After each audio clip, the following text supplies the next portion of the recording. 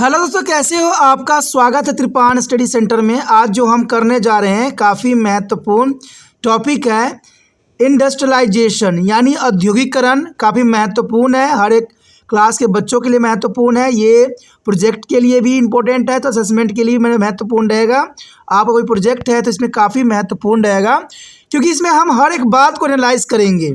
औद्योगिकरण के दुष्परिणामों नामों का, औद्योगिकरण का अर्थ, उसकी परिभाषा, उसके उद्देश्य, प्रभाव, सभी चीज़ों पर जो है हम विस्तार पूर्वक एनालाइज करेंगे और हर एक टॉपिक पे जो है हम अपना विचार रखेंगे। लेकिन अब देखते हैं हमारा आज टॉपिक क्या है। यहाँ पर जो हम कर रहे हैं काफ़ी महत्वपूर्ण टॉपिक है उदारीकरण यानी लिबरलाइजेशन। उदारीकरण देखा जाए तो हर एग्जामिनर का फेवरेट रहा है, खास कर देखा जाए तो +2 के बच्चों के लिए, BA के बच्चों के लिए और MA के बच्चों के लिए। तो उनका टॉपिक के अंतर्गत ये उदारीकरण रहता है और यहाँ पर हम उदारीकरण के अंतर्गत हर एक बात का एनालाइज करेंगे और समझाने की कोशिश किया जाएगा। सर्वप्रथम अगर हम लिबरलाइजेशन की बात करें यानी उदारीकरण की बात करें तो सबसे पहले तो हमें ये बात जानना पड़ेगा कि उदारीकरण का अर्थ होता क्या है, उदारीकरण होती क्या है। देखा जाए भारतीय अर्थव्यवस्था के वर्ष 1991 के भीतर उदारीकृत किया गया था। यानी देखा जाए तो उदारीकरण की जो बात है हमारे भारतवर्ष में 1991 में इस बात की स्वीकृति प्रदान की गई थी। और इवन देखें तो आधुनिकीकरण जो है व्यक्तिगत और पूंजी प्रभाव की भूमिकाओं में वृद्धि और मुक्त बाजार अर्थव्यवस्था की स्थापना सहित कई लक्ष्यों को प्राप्त करने के लिए आर्थिक सुधार पारित किए गए थे। आइए उदारीकरण पर विस्तार से हम यहाँ पर चर्चा करें और जानने की कोशिश करें कि उदारीकरण आखिर थी क्या। तो देखा जाए तो उदारीकरण व्यक्तिगत और पूंजी प्रवाह की भूमिका और वृद्धि और बाजार अर्थव्यवस्था के स्थापना के लक्ष्य के लेके चला था। अब सब प्रथम बात करें उदारीकरण क्या है, तो देखा जाए उदारीकरण सीधे शब्दों में कहें तो सामाजिक, राजनीतिक और आर्थिक नीतियों के क्षेत्र में राज्य प्रतिबंधों से राहत को संदर्भित करता है। यानी देखा जाए तो ये काफ़ी महत्वपूर्ण है कि यहाँ पर उदारीकरण का अर्थ यही होता है, सामाजिक, राजनीतिक, आर्थिक नीतियों के क्षेत्र में राज्य प्रतिबंधों से राहत को संदर्भित करता है। यानी इसका अर्थ ये होता है कि सामाजिक, राजनीतिक, आर्थिक नीतियों में जो है किसी प्रकार का प्रतिबंध न लगाया गया हो, यानी प्रतिबंध से उसमें राहत दी जाती है, प्रतिबंध से छूट दी जाती है। उदारीकरण का मतलब ही होता है कि हम बहुत सी चीज़ों में जो है लोगों को सहूलियत मुहैया कराते हैं और बहुत से रूल रेगुलेशन को नहीं लगाते हैं। तो ये उदारीकरण की भावना आती है, उदारीकरण होता है।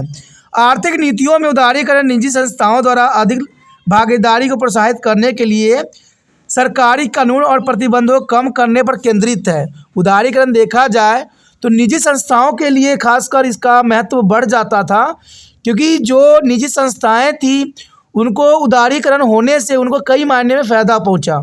कारण ये था कि इससे वो व्यापार खुले तौर पे कर सकते थे, क्योंकि उदारीकरण के पहले सरकार के पास नीति नहीं थी, तो उनको हर चीज़ के लिए जो है टैक्स लगते थे, हर चीज़ों के लिए पैसे लगते थे। लेकिन सरकार जब उदारीकरण की भावना को अपनाया तो उनको हर चीज़ों में जो है प्रोत्साहित की गई और कई चीज़ों पर उनको छूट दी गई, जिसे उदारीकरण का नाम दिया गया। उदारीकरण का अर्थ ही होता है कि नियमों और रूल रेगुलेशनों में और टैक्सों में छूट देना, जो है रियायत बरतना, उसमें ढील देना, जिससे जो है व्यापार करना आसान हो और ये व्यापार में जो है सुलभता यानी आसानी लाता है। तो आप समझ गए होंगे कि उदारीकरण क्या है। उदारीकरण आप समझ सकते हो कि सामाजिक, राजनीतिक, आर्थिक नीतियों के प्रतिबंध को राहत देना होता है। जो प्रतिबंध लगाए जाते हैं उनमें राहत देना ही उदारीकरण कहलाता है।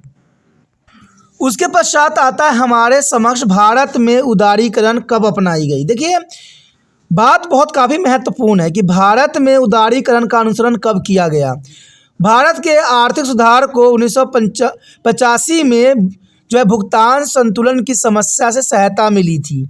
यानी देखा जाए तो भारत में आर्थिक सुधार को 1985 में भुगतान जो है संतुलन की समस्या से सहायता मिली थी और इस संकट के कारण सरकार बुनियादी आयात के लिए भुगतान करने और अपने ऋण दायित्वों को पूरा करने में असमर्थ हो गई।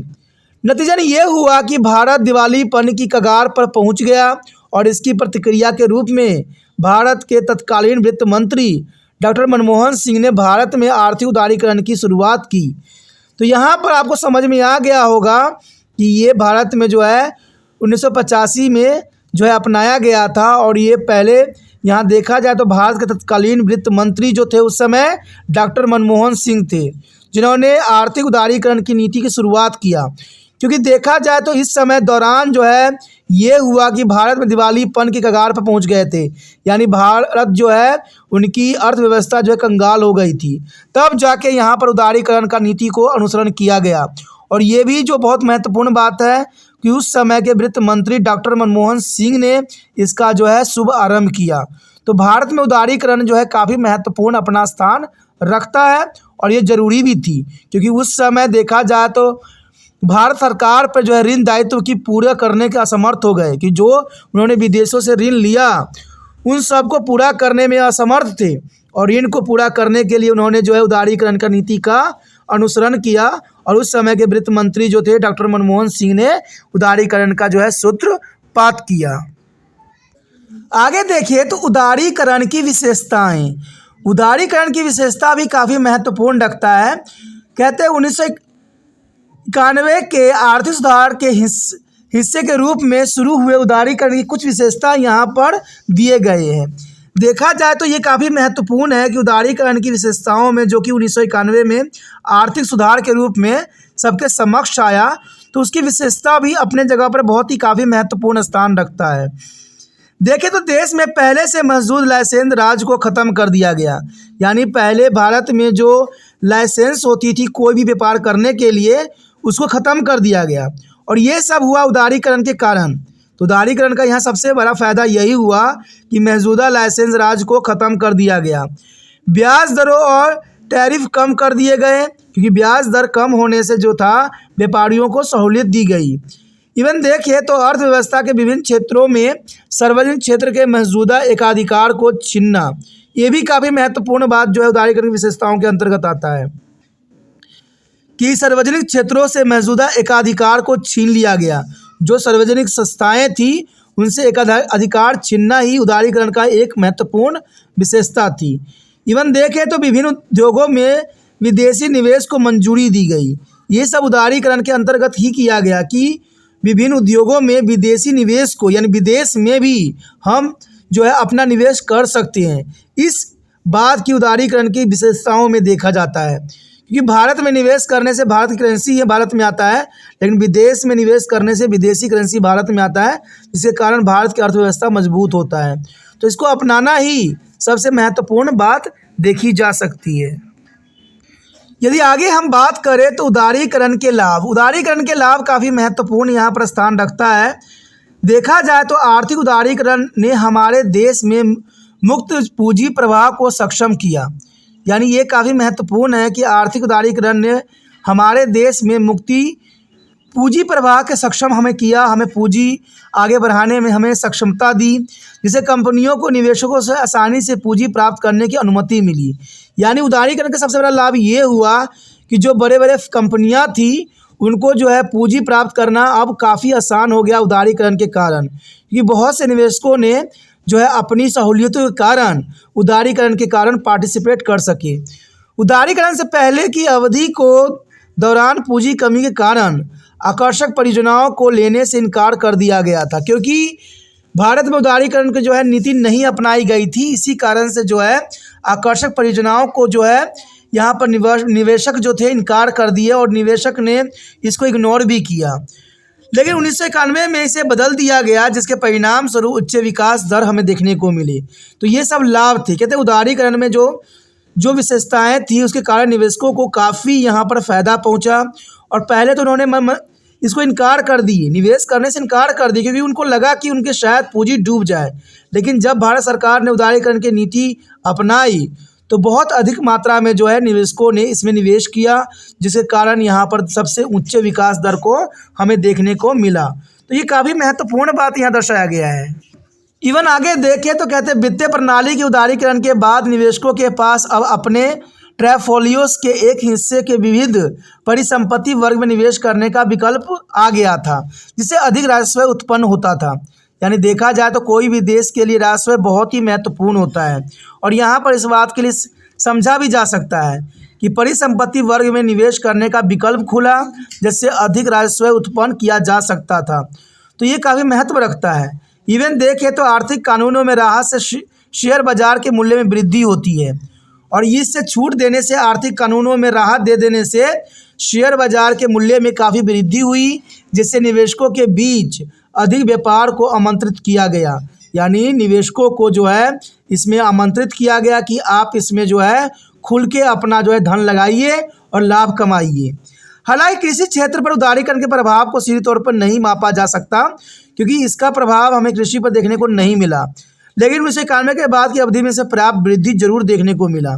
तो यहाँ पर काफ़ी महत्वपूर्ण लाभ है उदारीकरण के अंतर्गत, जिसका हमने एनालाइज यहाँ पर किया। उसके पश्चात हमारे समक्ष आता है उदारीकरण के नुकसान। ये काफ़ी महत्वपूर्ण रहेगा। देखिए उदारीकरण की हानि क्या क्या हमें उठानी पड़ी। इस तरह के एक महत्वपूर्ण आर्थिक बदलाव के परिणाम स्वरूप आर्थिक और राजनीतिक शक्ति के पुनः वितरण हुआ। यानी देखा जाए तो आर्थिक और राजनीतिक शक्ति का पुनः वितरण यहाँ देखने को मिला, जिसे भारतीय अर्थव्यवस्था को काफ़ी हद तक हिला दिया। क्योंकि जनरल सी बात है, इतने बड़ी अधिक मात्रा में बदलाव होना भारतीय अर्थव्यवस्था के लिए बहुत बड़ा झटका साबित हुआ। तो ये उदारीकरण के सबसे बड़ा नुकसान के रूप में देखा जा सकता है। इवन देखें तो उदारीकरण से पहले वैश्विक निगमों की भारतीय अर्थव्यवस्था में कोई भूमिका नहीं थी। यानी जो वैश्विक निगमें थे भारत में कोई दिलचस्पी नहीं दिखाते थे, लेकिन अब उदारीकरण की नीति के कारण जो है उनका मुख्य भूमिका आ गई। हालांकि भारतीय कंपनियों को जल्द ही बहुराष्ट्रीय कंपनी से बढ़ती प्रतिस्पर्धा का सामना करना पड़ा, जिससे कई छोटे उद्यम अस्तित्व में खतरे में पड़ गए। यानी देखा जाए उदारीकरण की नीति के कारण देखा जाए तो ये काफ़ी महत्वपूर्ण बात है कि भारतीय कंपनी को जल्द ही बहुराष्ट्रीय कंपनी की बढ़ती प्रतिस्पर्धा का सामना करना पड़ा। और इसका सबसे अधिक नुकसान जो हुआ छोटे उद्यमियों को हुआ, क्योंकि छोटे उद्यमी जो है अस्तित्व उनके खतरे में पड़ गए, और इवन कि छोटे उद्योग बिल्कुल ख़त्म हो गया। तो उदारीकरण का सबसे बड़ा अगर नुकसान पहुंचा तो भारतीय अर्थव्यवस्था को ही पहुंचा, जिसमें छोटे उद्यमी जो थे खतरे में थे और उनकी जो है संख्या भी कमती चली गई। उदारीकरण के बाद की अवधि में विलय और अधिग्रहण के उद्यम से छोटी कंपनियों के कर्मचारी के लिए खतरा पैदा कर दिया। यानी छोटे छोटे कर्मचारी जो थे वो खतरे में पड़ गए, और उनका जो है कहते हैं 2 वक्त की रोटी भी खतरे में पड़ गया। बड़े नियमों के साथ विलय की स्थिति में छोटी कंपनियों के कर्मचारी को कठोर पुण्य कौशल से गुजरना पड़ा, जिसके परिणाम स्वरूप उत्पादकता स्थिर हो गई। यानी ये देखा जाए तो उदारीकरण के सबसे बड़ा नुकसान के रूप में देखा जा सकता है कि बड़े बड़े कंपनियों को आने के कारण छोटे कंपनियां का जो है अस्तित्व खतरे में पड़ गया, और छोटे उद्यम के कर्मचारी जो थे उनका अस्तित्व ही खतरे में पड़ गया। तो उदारीकरण कहीं हद तक जो है भारतीय अर्थव्यवस्था को नुकसान भी पहुंचाया है, क्योंकि देखा जाए तो भारत छोटे उद्योगों के लिए जाना जा रहा था, और उस समय बड़े बड़े कंपनियों को आना छोटे कंपनियों को जो है नुकसान ही पहुंचाया गया, जो एक काफ़ी महत्वपूर्ण बात यहाँ आता है। उसके पश्चात हमारे समक्ष आता है उदारीकरण के उद्देश्य। देखा जाए तो उदारीकरण के उद्देश्य काफ़ी महत्वपूर्ण रखते हैं बात यहाँ पर।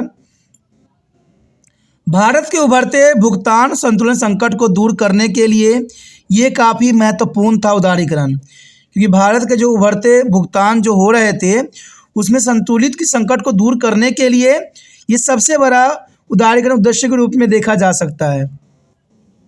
इवन देखें तो भारत के आर्थिक विकास में निजी क्षेत्र की भागीदारी बढ़ जाना, ये भी महत्वपूर्ण बात है कि भारत के अर्थ विकास में निजी क्षेत्र की भागीदारी भी जो है दिन प्रतिदिन बढ़ने लग गई। तो ये भी काफ़ी महत्वपूर्ण यहाँ पर बात आता है। देखा जाए तो भारतीय व्यवसायों में प्रत्यक्ष विदेशी निवेश का प्रवाह बढ़ गया। यानी देखा जाए तो उदारीकरण के कारण भारतीय व्यवसायों में प्रत्यक्ष विदेशी निवेश का प्रभाव बढ़ने लगा। तो ये भी काफ़ी महत्वपूर्ण बात यहाँ रखता है उदारीकरण के उद्देश्य के अंतर्गत, इसमें जो है विदेशी निवेश का प्रभाव बढ़ गई। अब विदेशी कंपनी जो है भारत की तरफ अपना रुख किए और भारत में निवेश करने के लिए प्रोत्साहित हुए। इवन देखें तो भारत में घरेलू व्यवसायों के बीच प्रतिस्पर्धा को बढ़ा देना, ये भी महत्वपूर्ण उद्देश्य हुई कि भारत में जो घरेलू व्यवसाय थी उसमें प्रतिस्पर्धा हो गई। विदेशी कंपनियों में और भारतीय कंपनियों में आपस में जो है होड़ लग गई। हर कोई कंपनी जो चाह रही थी उनसे आगे बढ़े, तो विदेशी कंपनी और भारतीय कंपनी में एक प्रतिस्पर्धा की दौड़ यहाँ से शुरू हुई। इवन देखें तो बहुराष्ट्रीय और निजी संस्थाओं को सशक्त बनाकर भारत के आर्थिक अवसरों को अधिकतम करना, ये भी महत्वपूर्ण बात था कि बहुराष्ट्रीय और निजी संस्थाओं को सशक्त बनाकर भारत के आर्थिक अवसरों को जो है अधिकतम करने की यहाँ पर जो प्रावधान थी वही सुनिश्चित किया गया। भारतीय अर्थव्यवस्था का वैश्वीकरण को और ले जाना भी एक महत्वपूर्ण बात थी, क्योंकि भारतीय अर्थव्यवस्था को वैश्वीकरण की ओर ले गया वो कहीं ना कहीं उदारीकरण की नीतियों के कारण ही संभव हुआ, और उदारीकरण के कारण ही हम वैश्वीकरण की ओर भी गए। कहते हैं वैश्वीकरण जो है काफ़ी महत्वपूर्ण भी अपना स्थान रखता है। इवन देखें तो निर्यात आयात को नियंत्रित करके विदेशी व्यापारों को नियंत्रित और प्रोत्साहित भी किया गया। यानी देखा जाए तो उदारीकरण इतनी महत्वपूर्ण थी कि इसने निर्यात और आयात को नियंत्रित करके विदेशी व्यापारों को नियंत्रित और प्रोत्साहित भी किया गया। तो ये काफ़ी महत्वपूर्ण बात आता है उदारीकरण के उद्देश्य के अंतर्गत। आगे देखिए हम तो उदारीकरण के तहत सुधार देखा जाए तो उदारीकरण के कारण बहुत से सुधार भी हुए, जैसे औद्योगिक क्षेत्र विनियम में सुधार किए गए, वित्तीय उद्योग क्षेत्र में सुधार किए गए, जो है उसमें भी सुधार के काफ़ी महत्वपूर्ण बताया गया। अंतर्राष्ट्रीय वित्तीय संस्थाओं को भी सुधार में लाया गया और व्यापार और निवेश नीतियों में भी काफ़ी बदलाव हमें इस समय देखने को मिली। इवन जो बाहरी क्षेत्र थे उसमें भी हमें बहुत बदलाव देखने को मिला और विदेशी मुद्रा में भी हमें काफ़ी उदारीकरण के तहत सुधार देखने को मिला। इवन देखिए तो विदेशी व्यापार नीतियों में भी काफ़ी सुधार यहाँ पर हमें देखने को मिला और उदारीकरण का प्रभाव जो काफ़ी हद तक महत्वपूर्ण थी। तो देखा जाए तो काफ़ी यहाँ पर सुधार किए गए जो उस समय उदारीकरण के कारण ही संभव हो पाया। उसके पश्चात हमारे समक्ष आता है सकारात्मक प्रभाव, यानी पॉजिटिव इफेक्ट क्या पड़ा इस पर, ये काफ़ी महत्वपूर्ण बात रहेगी। यहाँ पर देखा जाए तो पूंजी उदारीकरण ने व्यवसायों के लिए निवेश से पूंजी प्राप्त करना और लाभदायक परियोजनाओं को शुरू करना सस्ता बनाकर पूंजी के प्रभाव को बढ़ा दिया। यानी सकारात्मक प्रभाव तो यही पड़ा उदारीकरण का कि हमारे व्यवसायों का प्रगति हुई और आय में भी काफ़ी वृद्धि देखने को मिला। इवन कि देखा जाए तो लाभदायक परियोजनाओं की भी शुरुआत इसके अंतर्गत की गई। तो ये सकारात्मक पहलू के और प्रभाव के अंतर देखा जा सकता है कि भारत में उदारीकरण के कारण कई परियोजनाओं को जो है शुभ आरंभ किया गया और कई जो रास्ते जो है पूंजियों के लिए खोला गया। लेकिन पूंजीपतियों के लिए जो ये उदारीकरण की नीति थी वो काफ़ी जो है महत्वपूर्ण साबित हुई। इवन देखें यदि निवेशक अपने व्यवसाय का एक हिस्सा विकृति परिसंपत्ति वर्ग में निवेश करते तो उन्हें जो है विविधीकरण से लाभ होगा। तो ये काफ़ी महत्वपूर्ण यहाँ पर देखा जाए तो सकारात्मक यहाँ प्रभाव था, पॉजिटिव प्रभाव देखने को मिला हमें। लेकिन साथ में नेगेटिव भी प्रभाव कुछ कम नहीं थे। तो देखा जाए तो नेगेटिव प्रभाव काफ़ी अधिक थे। चलिए देखते हैं नेगेटिव प्रभाव क्या थे। देखा जाए तो नकारात्मक प्रभाव भी यहाँ पर उदारीकरण के बहुत से देखने को मिली। सर्वप्रथम नकारात्मक प्रभाव तो यही हुआ कि राजनीतिक और आर्थिक शक्ति के व्यापक पुनर्निर्माण के परिणाम स्वरूप पूरी जो है भारतीय अर्थव्यवस्था अस्थिर हो जाएगी, क्योंकि जर्नल सी बात है जो है उदारीकरण के नीतियों के कारण पहली बार अपनाई गई तो इससे अर्थव्यवस्था जो है अस्थिर हो गई, जिसको हम देख सकते हैं। इवन देखें तो कि तीव्र तकनीकी प्रगति भारत में कई लघु उद्योग और अन्य उद्यमों को या तो परिवर्तन के अनुकूल होने या अपने दरवाजे बंद करने की अनुमति देती थी। तो ये सबसे बड़ा नकारात्मक जो है प्रभाव देखने को मिल सकता है कि तकनीकी प्रगति भारत में कई लघु उद्योग और अन्य उद्योगों को तो परिवर्तन किया ही किया, इवन कि कई दरवाजे बंद करने की अनुमति भी दे दी। तो ये सबसे बड़ा नकारात्मक प्रभाव यहाँ पर हम देख सकते हैं। इवन देखें तो छोटे व्यवसायों का बड़े निगमों में विलय भी हो गया। जो छोटे छोटे व्यवसाय थे वहाँ पर बड़े बड़े जो निगमों ने जो है अपने अंडर इसको कर लिया और इसका ये परिणाम हुआ कि छोटे व्यवसायों के कर्मचारियों को अपने कौशल में सुधार करने और तकनीकी रूप से अधिक उन्नत बनाने की आवश्यकता हो सकती है। अब देखिए इस बात को आप समझ सकते हो कि बड़े बड़े कंपनियां जब आ रही है और अच्छे गुणवत्ता वस्तुओं का उत्पादन कर रहे हैं तो छोटे कंपनियों की जो है गुणवत्ता कम रहती है, तो उनका जो है व्यवसाय बिल्कुल ही यहाँ पर ख़त्म कर दिया। तो उदारीकरण की नीति कहीं ना कहीं देखा जाए तो भारतीय अर्थव्यवस्था के कमर जरूर तोड़ दी, क्योंकि जो छोटे उद्योग थे उसका बिल्कुल ही खत्मा कर दिया और ये सबसे बड़ा नकारात्मक प्रभाव देखा जा सकता है उदारीकरण का। इवन देखें कि कौशल वृद्धि और इसमें लगने वाले समय के परिणाम स्वरूप गैर उत्पादक हो सकती थी और कंपनी की पूंजी बर्बाद भी हो सकती थी। यानी देखा जाए तो कौशल प्रशिक्षक लाने में जो है कंपनियों को बहुत से जो है हानियां भी उठाना पड़ सकता था। तो यहाँ पर देखा जाए तो नकारात्मक प्रभाव काफ़ी यहाँ नज़र आई है उदारीकरण के अंतर्गत। उदारीकरण देखा जाए, अगर हम एक तरह से कंक्लूजन निकाले या निष्कर्ष निकाले तो ये बात तो साबित हो जाता है कि जहाँ उदारीकरण की नीति काफ़ी महत्वपूर्ण थी, देश के लिए थी, लेकिन कहीं हद तक ये छोटे उद्योगों के लिए सबसे बड़ा जो है विनाशकारक सिद्ध हुआ, क्योंकि छोटे उद्योग बिल्कुल ही उदारीकरण के कारण ख़त्म हो गए। लेकिन सबसे अधिक फ़ायदा हुआ तो वो बड़े लोगों को हुआ या विदेशी कंपनियों को हुआ।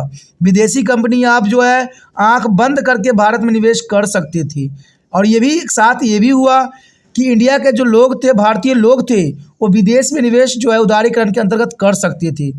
तो देखा जाए तो उदारीकरण कहीं ना कहीं अमीर वर्ग के लोगों के लिए काफ़ी महत्वपूर्ण साबित हुआ, लेकिन यहाँ पर जो है आम गरीबों के लिए उदारीकरण बिल्कुल ही फेल हो गया।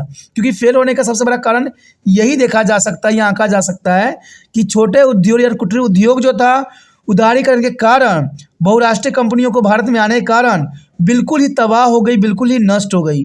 जो छोटे उद्योगपति सब थे वो भी नष्ट हो गए, उनकी संपत्ति भी नष्ट हुई, सब कहीं ना कहीं उदारीकरण के कारण ही हुआ। तो ये काफ़ी महत्वपूर्ण कंक्लूजन हो सकता है, समझना जरूरी है, अच्छा है, काफ़ी महत्वपूर्ण टॉपिक था उदारीकरण। अगर आपको समझ में आया, अच्छा लगा, अगर आप दिल से तिरपान एसएससी सेंटर की मदद करने की विश्वास रखते हो तो जितना हो सके इस वीडियो को शेयर करना है, और शेयर करने के लिए कुछ नहीं करना होता है, यूट्यूब से लिंक को कॉपी करना होता है और व्हाट्सएप स्टेटस पर लगाना होता है। ठीक है, ये काफ़ी महत्वपूर्ण होता है क्योंकि इससे दूसरे बच्चे भी देख सकते हैं, क्योंकि कहते हैं ना शेयर ही एक तरह का केयर होता है। तो शेयर की भावना आपके मन से जाना नहीं चाहिए। पहली बार मेरे चैनल पे आए हो, पहली बार वीडियो देख रहे हो, समझ में आ रहा है, अच्छा लग रहा है और चाहते हो कि और वीडियो आपको इस तरह से प्राप्त होता रहे, क्योंकि आपको तो पता ही होगा कि तिरपान स्टडी सेंटर 8 से लेकर MA तक के बच्चों के लिए एक महत्वपूर्ण चैनल है जहां पर आपको बहुत कुछ मिलता है। अभी इतने समय में इतना कुछ मिल चुका है, आने वाला समय में और भी बहुत कुछ मिलने वाला है। तो सोचिए नहीं, विचार ना कीजिए, अभी तिरपान स्टडी सेंटर को सब्सक्राइब करके अपने मोबाइल में सेव कीजिए।